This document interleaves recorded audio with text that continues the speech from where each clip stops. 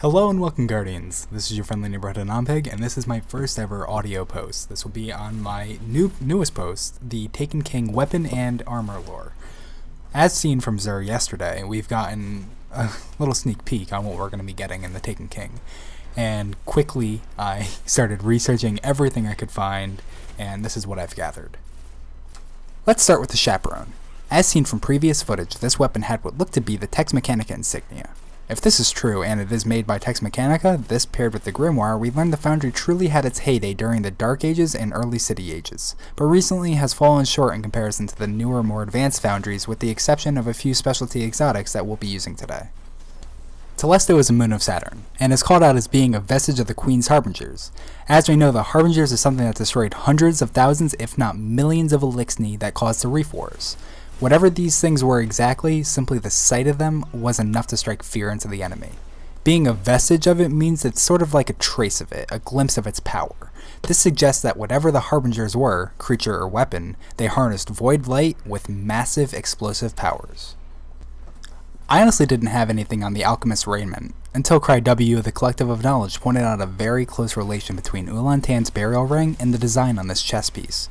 This reinforces the fact that Ulan Tan was a warlock, and also really shows the depth of the character. Ulan Tan was one of the people who speculated on the nature of the darkness. He theorized that the darkness was a necessary symmetry to the Traveler in a cosmic balance. In this view, the Traveler's goodness led it to sacrifice for others, and it is up to us to return this goodness by healing the Traveler. He was also the founder, possibly inadvertently after death, of the faction Symmetry, which likely held that ideal strongly. An alchemist is one who makes one thing from another equal thing. Those anime nerds who have watched Fullmetal Alchemist know this quite well, which leads me to believe the fact that these were, in fact, the robes of the legendary Ulan Tan. The Empyrean Bellicose is our new Titan exotic, which features some scavenged Golden Age tech. Off from Mars and the floating gardens of Pomona Mons, Titans get to experience a similar effect to the Warlock's Angel of Light. This technology is clearly the same that kept the gardens afloat. To break down the name directly, we get a Warrior of the Heavens, so this helmet is essentially worn by the proud and noble Titans who fight for light. While the perk may seem subpar, I would really like to draw attention to the fact that the Dreadnought has been hinted at having a lot of platforming puzzles. A Titan already has the highest natural jump, and being able to move laterally without falling at that height, then fall down on its natural parabolic arc, gives Titans essentially an equivalent to the Hunter's Bones of Ao. I think this will be a fantastic exotic to own, even though I only have 4 Hunters.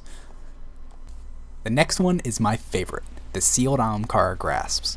This exotic should further confirm that Voidfang vestments are actually a piece of Ahamkara armor for the Warlocks. You will dream of teeth and nothing else. The Ahamkara have a strong influence on whoever is holding or wearing the bones, as seen in Ghost Fragment Warlock 2, as well as in theory on Skolas's back. These Ahamkara gloves, however, have been plated in silver, and it claims that it helps to silence the influence of them. Is it that the Ahamkara have been given a similar weakness as the common folklore beasts like werewolves, a weakness to silver? And if so, why reveal this information now, right when they're introducing a new weapon type, the swords? Or could it be that the Ahamkara have actually inspired this idea, and that, like Nagent of the Collective of Knowledge suggests, they are actually mocking us, and this is what I believe to be the more likely. We attempt to silence them by coating it in silver, but it doesn't work at all. And the last exotic before Xur left us was the Sleeper Simulant. There isn't much to go on here, but what they do tell us is that the subroutine Iklios has been completed. Now what I can say is that Iklios was the god and personification of people seen in prophetic dreams. Further, he is the son of Hypnos and Pasithea, or Nyx and Erebus. The latter has me curious, but I won't get into that now. So what we've learned before about the Sleeper Simulant is that it is clearly an exotic weapon made from Warsat materials, possibly by the Seven Seraphs themselves. Now what do we know about the War Minds exactly? Well, we know that one went dormant and slept for centuries, dreaming about how to defeat the darkness. And there's also a good catch by architects of the Collective of Knowledge and my personal House of Pigs. That's clearly where the Sleeper Simulant got its name. I hope you all enjoyed my stuttering and rambling about some exotic weapons and armor lore that will be coming to us in the Taken King. This is Ven, your friendly neighborhood Anonpig.